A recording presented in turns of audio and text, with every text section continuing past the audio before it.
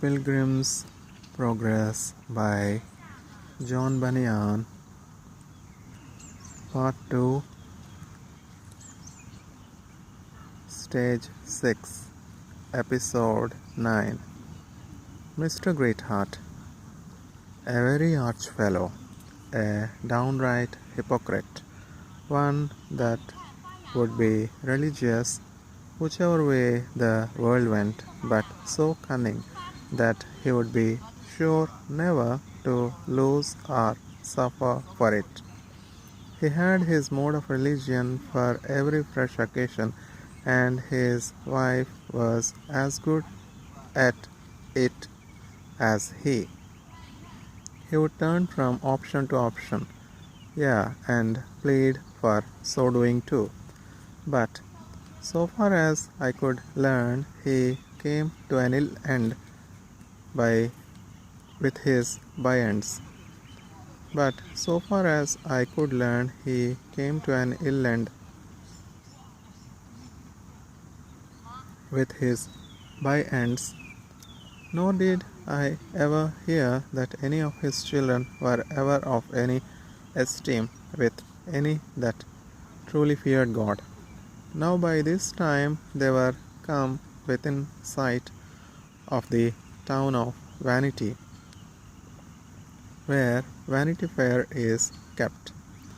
So when they saw that they were so near the town, they consulted with one another how they should pass through the town, and some said one thing and some another. At last Mr. Greatheart said, "I have, as you may understand, often been a conductor of pilgrims through this town. Now I am acquainted with one Mr. Nason, Acts 21:16, a Cyprian by nation, an old disciple, at whose house we may lodge. If you think good, we will turn in there." "Content," said Mr. Honest. "Content," said Christiana. "Content," said Mr. Feeblemind. And so they said all. Now you must think it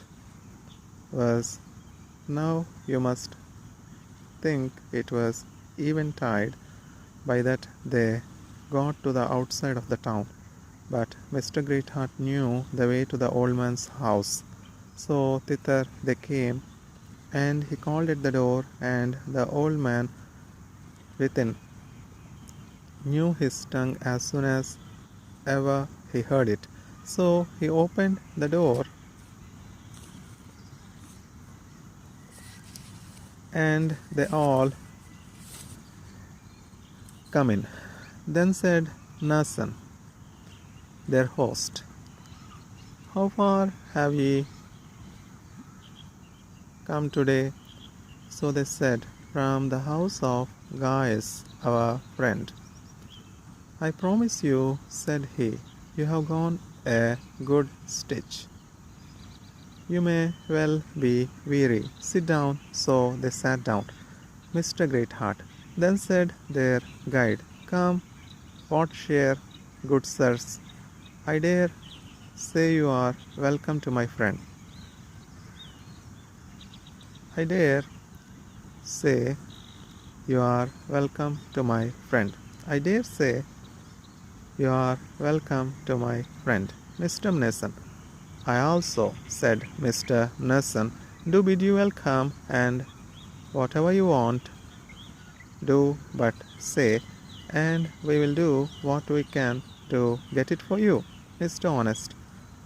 Our great want, a while since, was harbour and good company, and now I hope we have both." Mr. Nason: "For harbour you see what it is, but for good company that will appear in the trail." Mr. Greatheart: "Well," said Mr. Greatheart, "will you have the pilgrims up into their lodging?" Mr. Nason: "I will," said Mr. Nason.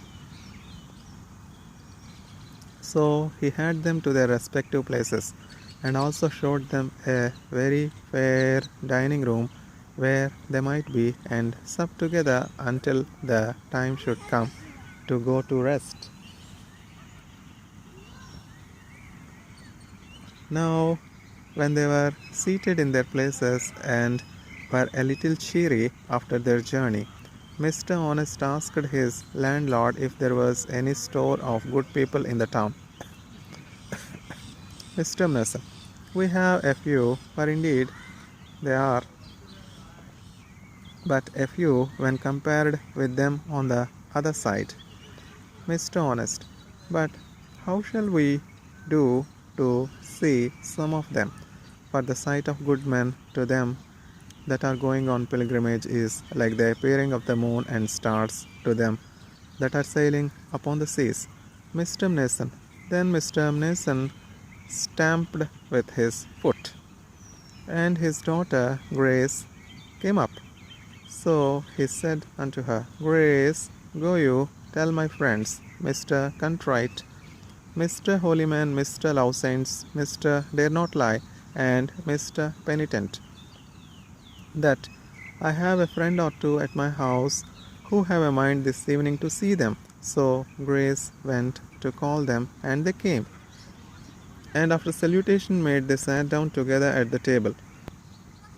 Then said Mr. Nerson, their landlord, my neighbors, I have, as you see, a company of strangers come to my house. They are pilgrims. They come from afar and are going to Mount Zion. But who, quoth he, do you think this is? Pointing his finger to Christiana.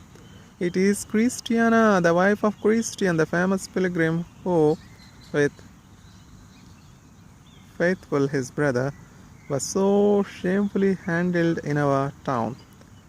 At that they stood amazed, saying, we little thought to see Christiana when Grace came to call us. Wherefore, this is a very comfortable surprise.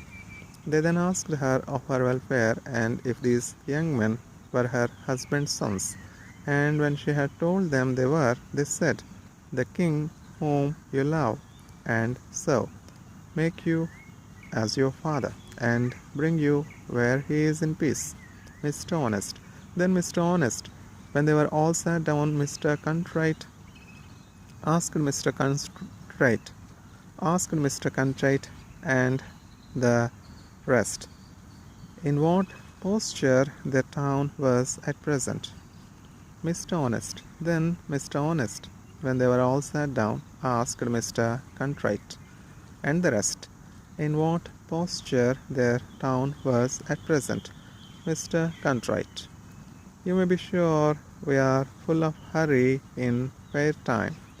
It is hard keeping our hearts and spirits in good order when we are in a cumbered condition. He that lives in such a place as this is, and has to do with such as we have, has need of an item to caution him to take heed every moment of the day. Mr. Honest. But how are your neighbors now for quietness?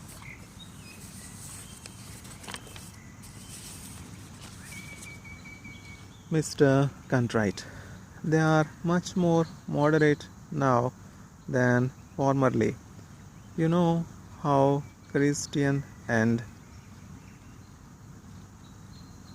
Faithful were used at our town. But of late I say they have been far more moderate. I think the blood of Faithful lieth as a load upon them till now, for since they burned him, they have been ashamed to burn any more. In those days we were afraid to walk the street, but now we can show our heads. Then the name of a professor was odious, especially in some parts of our town. If you know our town is large, religion is counted honorable. Then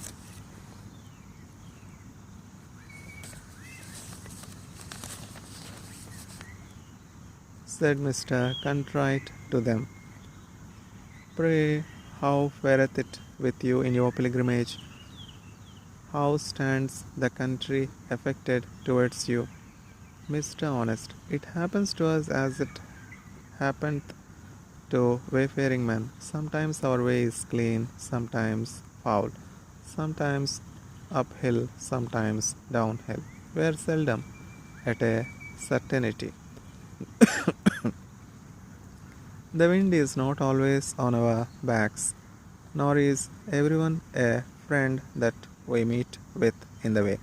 We have not We have met with some notable rubs already, and what are yet behind we know not, but for the most part we find it true that has been talked of old, a good man must suffer trouble. Mr. Contrite, you talk of rubs. What rubs have you met with, hell? Mr. Honest, nay, ask Mr. Greatheart our guide. Ask Mr. Greatheart our guide, for he can give the best account of that. Mr. Greatheart, we have been beset 3 or 4 times already. First, Christiana and her children were beset by 2 ruffians who they feared would take away their lives. We were beset by Giant Bloodyman, Giant Maul, and Giant Slegood. Indeed, we did rather beset the last than were beset by him.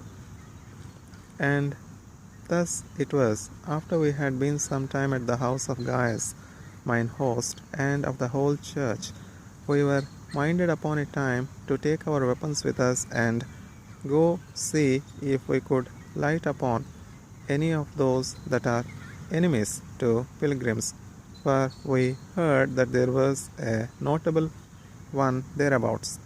Now Gaius knew his haunt better than I, because he dwelt thereabout. So we looked and looked till at last we discerned the mouth of his cave. Then we were glad and plucked up our spirits. So we approached up to his den, and lo, when we came there, he had dragged by mere force into his net this poor man, Mr. Feeblemind, and was about to bring him to his end. But when he saw us, supposing, as we thought, he had another prey, he left the poor man in his hole and came out. So we fell to it full sore, and he lustily laid about him, but in conclusion he was brought down to the ground, and his head cut off, and set up by the wayside for a terror to such as should after practice such ungodliness. That I tell you the truth, here is the man himself to affirm it, who was as a lamb taken out of the mouth of the lion. Mr. Feeblemind. Then said Mr. Feeblemind, I found this true to my cost and comfort. To my cost, when he threatened to pick my bones every moment, and to my comfort, when I saw Mr. Greatheart and his friends with their weapons approach so near for my deliverance. Mr. Holyman. Then said Mr. Holyman, there are 2 things that they have need to possess who go on pilgrimage, courage and an unspotted life. If they have not courage, they can never hold on their way, and if their lives we lose, they will make the very name of a pilgrim stink. Mr. Love Saints. Mr. Love Saints. Then said Mr. Love Saints, I hope this caution is not needful among you, but truly there are many that go upon the road who rather declare themselves strangers to pilgrimage than strangers and pilgrims on the earth. Mr. Dare Not Lie. Then said Mr. Dare Not Lie, it's true, they have neither the pilgrim's weed nor the pilgrim's courage. They go not uprightly, but all awery with their feet. One shoe goeth inward, another outward, and their hosen are out behind. Here a rag and there a rent to the disparagement of their Lord. Mr. Penitent. These things, said Mr. Penitent, they ought to be troubled for, nor are the pilgrims like to have that grace put upon them and their pilgrim's progress as they desire, until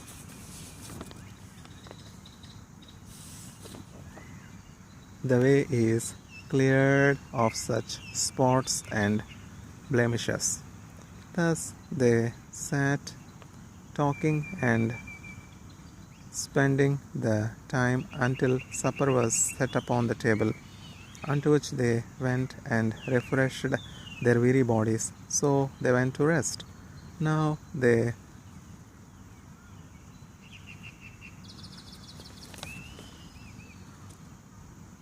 stayed in the fair a great while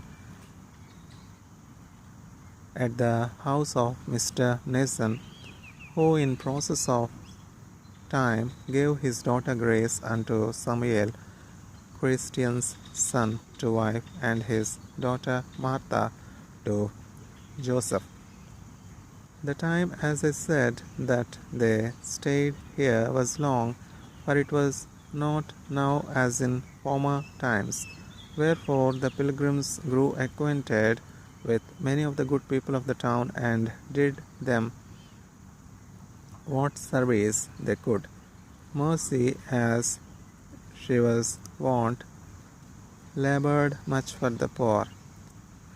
Wherefore their bellies and backs blessed her, and she was there an ornament to her profession.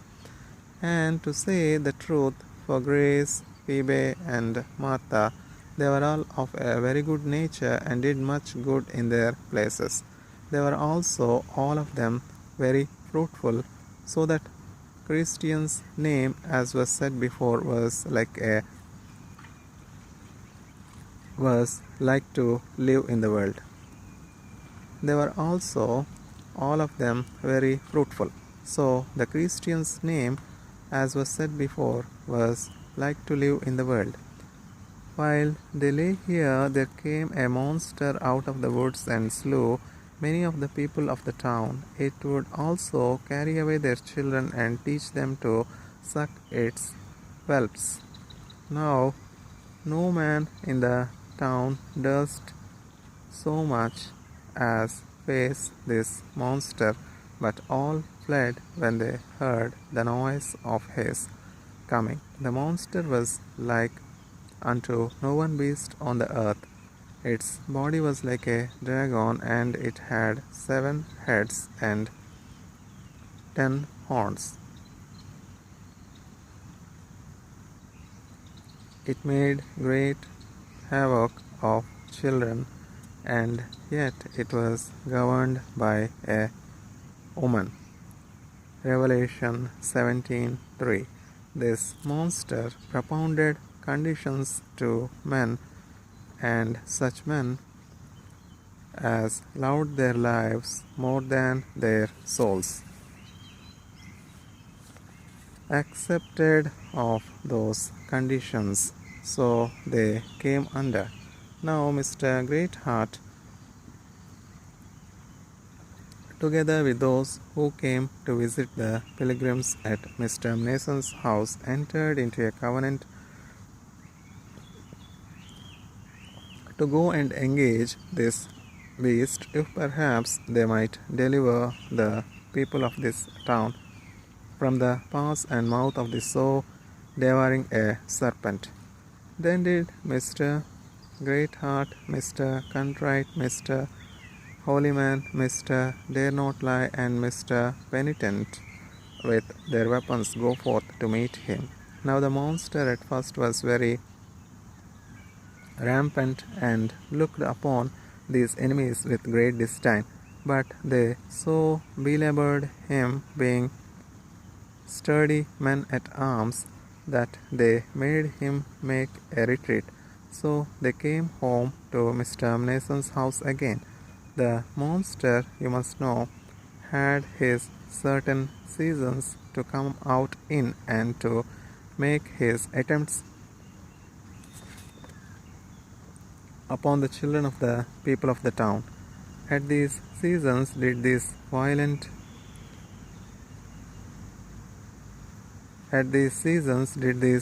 valiant worthies watch him, and did still continually assault him, in so much that in process of time he became not only wounded but lame. Also he has not made that havoc of the townsmen's children as formerly he had done. And it is verily believed by some that this beast will die of his wounds. This therefore made Mr. Greatheart and his fellows of great fame in this town, so that many of the people that wanted their taste of things yet had a reverent esteem and respect for them. Upon this account, therefore, it was that these pilgrims got not much hurt here. True, there were some of the baser sort that could see no more than a mole, nor understand any more than a beast. These had no reverence for these men, and took no notice of their valor and adventures.